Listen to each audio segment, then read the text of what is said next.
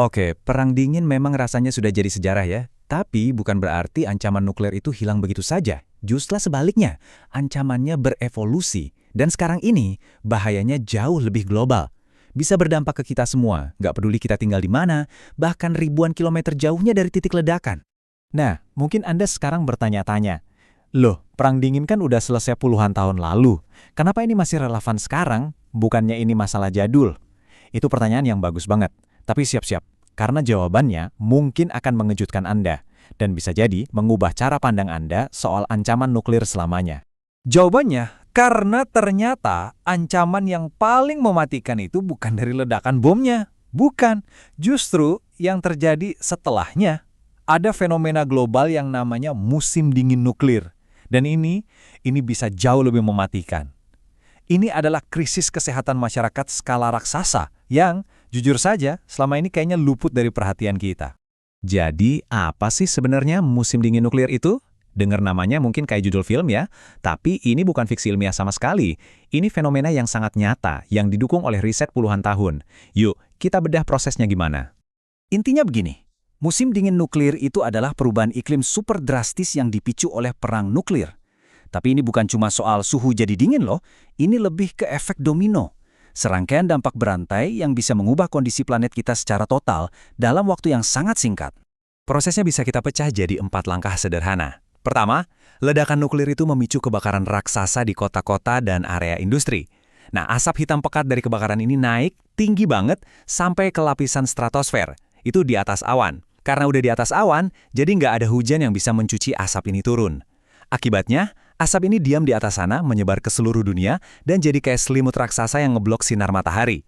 Hasil akhirnya, suhu di bumi anjlok, terjun bebas, menciptakan kondisi mirip musim dingin yang nggak ada akhirnya.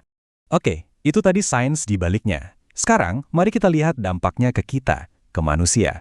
Dan disinilah kita akan menemukan sesuatu yang cukup mengejutkan. Semacam titik buta atau blind spot besar dalam sistem kesehatan global kita. Coba kita lihat skalanya, angka ini, 2 miliar. Itu adalah perkiraan jumlah nyawa yang terancam akibat kelaparan yang dipicu oleh musim dingin nuklir. Bayangin aja, gagal panen di mana-mana, rantai pasokan makanan global hancur total. 2 miliar orang. Itu lebih dari 1/4 populasi dunia saat ini. Benar-benar skala yang masif. Nah, disinilah letak ironisnya. Dengan resiko sebesar itu, kira-kira berapa banyak sih sumber daya kesehatan publik yang kita alokasikan untuk persiapan? Jawabannya, menurut para peneliti, adalah kira-kira 0. Betul, 0. Entah karena masalahnya terasa terlalu besar atau mungkin terlalu politis, kita seakan-akan memilih untuk tutup mata. Dan ini buktinya.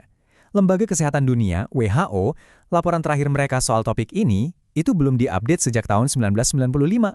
Bayangin, udah hampir 3 dekade. Sains terus berkembang, pemahaman kita soal iklim makin canggih, tapi kebijakan kesehatan global kita soal ini macet di masa lalu. Oke. Jadi solusinya gimana? Nah, kabar baiknya para peneliti nggak cuma nunjukin masalahnya. Mereka juga menawarkan peta jalan. Langkah pertamanya adalah membangun agenda riset yang jelas untuk benar-benar paham apa dampaknya bagi manusia. Dan kita nggak perlu mulai dari nol loh. Kita tuh sebenarnya udah punya banyak perangkat canggih yang biasa dipakai untuk masalah kesehatan global lain. Kita bisa pakai model data untuk memprediksi beban penyakit, kita bisa meramalkan di mana wabah bakal muncul, kita bisa petakan populasi mana yang paling rentan. Intinya, semua perkakasnya udah ada di tangan kita, tinggal dipakai untuk menghadapi ancaman yang satu ini. Tapi, riset aja tentu nggak cukup. Semua data dan pemahaman itu harus diubah jadi aksi nyata. Nah, ini bagian kedua dari solusinya, kebijakan. Gimana caranya kita mempersiapkan diri untuk bisa survive kalau skenario terburuk itu benar-benar terjadi? Pendekatannya itu harus berlapis, nggak bisa cuma satu. Jalur pertama tentu saja adalah pencegahan. Ini soal diplomasi, pelucutan senjata, pokoknya gimana caranya perang nuklir nggak sampai terjadi. Tapi kita juga butuh jalur kedua sebagai jaring pengaman, bertahan hidup setelahnya. Ini artinya kita harus siap kalau pencegahan gagal. Misalnya dengan punya stok makanan dan obat-obatan dan membangun komunitas yang lebih tangguh. Dan konsep ini sebenarnya nggak asing sama sekali buat kita. Coba deh kita pikirin soal kesiapsiagaan pandemi global. Kita kan sudah punya sistem pemantauan, kita punya rencana respons yang terkoordinasi. Nah, kerangka kerja yang sama persis bisa kita adaptasi untuk menghadapi musim dingin nuklir. Ini bikin solusinya jadi terasa lebih konkret dan masuk akal kan? Nah, semua ini mengerucut ke satu kesimpulan yang jelas. Isu musim dingin nuklir ini bukan lagi cuma urusan keamanan internasional atau politik. Ini adalah masalah kesehatan masyarakat yang sangat-sangat mendesak. Dan artinya, komunitas kesehatan global punya peran yang krusial di sini. Secara spesifik, para peneliti ini menyerukan agar Organisasi Kesehatan Dunia atau WHO yang mengambil alih kemudi. Merekalah yang harusnya memimpin. Kenapa? Karena sebagai badan kesehatan PBB, WHO punya kapasitas dan otoritas untuk mengkoordinasikan riset global dan mendorong isu ini masuk ke dalam agenda kesehatan dunia. Jadi, kita akhiri dengan satu pertanyaan besar untuk direnungkan.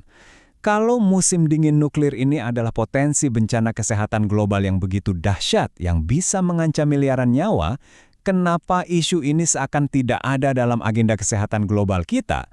Kenapa ada jurang yang begitu besar antara resiko dan respons kita? Ini pertanyaan yang mungkin perlu kita pikirkan bersama-sama.